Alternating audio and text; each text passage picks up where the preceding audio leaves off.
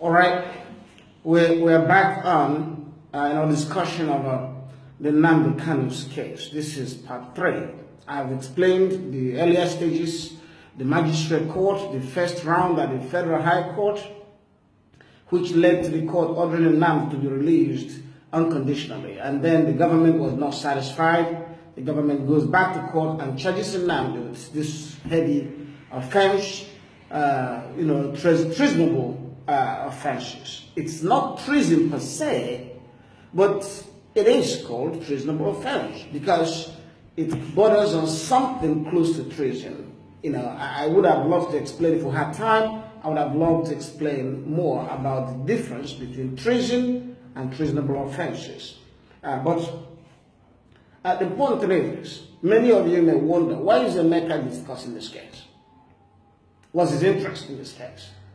Is he defending Nnamdi now? Nnamdi has a competent lawyer, and that lawyer is doing his very best. So there's no need for me to defend Nnamdi. Okay, am I supporting his cause? That is irrelevant.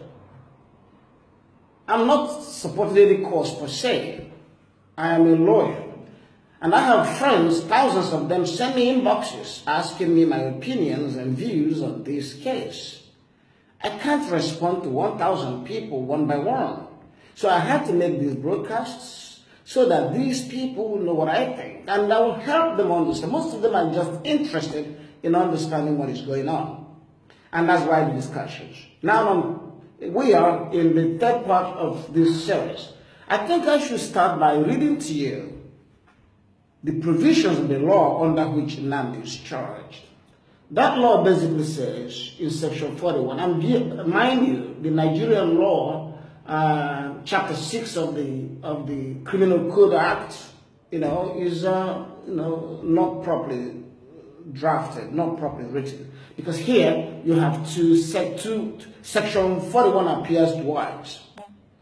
That is unusual for it to appear twice, and it's inelegant, it is clumsy, it is silly, it's difficult to cite these provisions in law if it appears twice. But let's say, maybe it is the version that I'm using where the mistake is. Let's just say it that way. But this law basically says that any person who forms an intention to effect any of the following purposes, that is to say, C, to levy war against Nigeria in order, by force or constraint, to compel the president to change his measures or counsel, or in order to put any force or constraint upon, or in order to intimidate or overall any house of the National Assembly or any other legislature or legislative authorities, is guilty of a felony and is liable to prison for life. That is the offense, the way it's defined in law.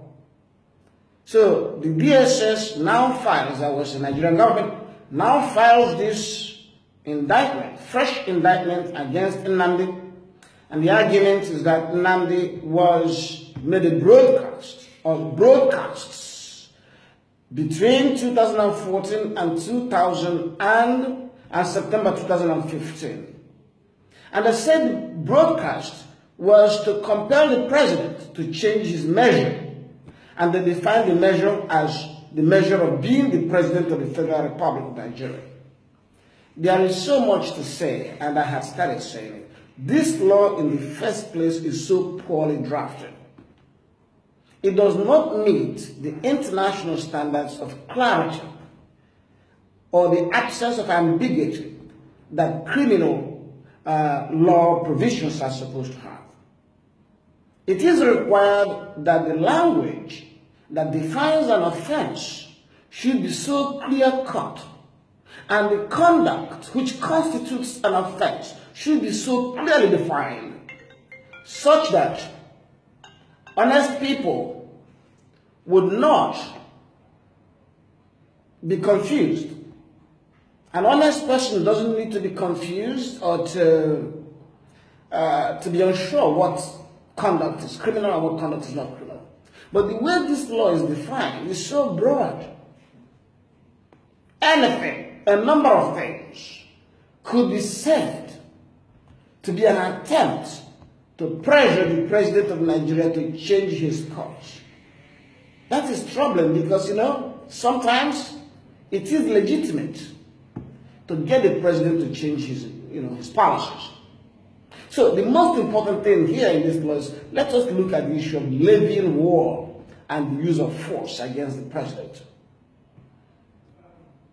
It's important. Could Nnamdi be said to have levied wars by broadcasts? In other words, you make broadcast and you say, I don't like the government, the country is a zoo, and it's a nasty place, there are baboons and monkeys everywhere in the country. If you say that, does that amount to levying war? Okay, you tell the people, hey, I don't want to be part of Nigeria. We are Dua Republic, we want to have our own country. Or we are Biafrans, we want to have our own country. Come on, guys. Let's do it. Is that levying war? All right. I think we have an idea what sort of evidence the government is going to have. And that is the next round of our discussion coming up soon. What sort of evidence would Nigerian government have to prove that Nnamdi was trying to levy war or had taken overt steps to levy war? Because it's not enough to have a wish. It's not enough to wish that there's war. You must have taken overt steps, calculated logically, and for no other legitimate excuse than to levy war against Nigeria in order for you to violate this law. That's what we are thinking.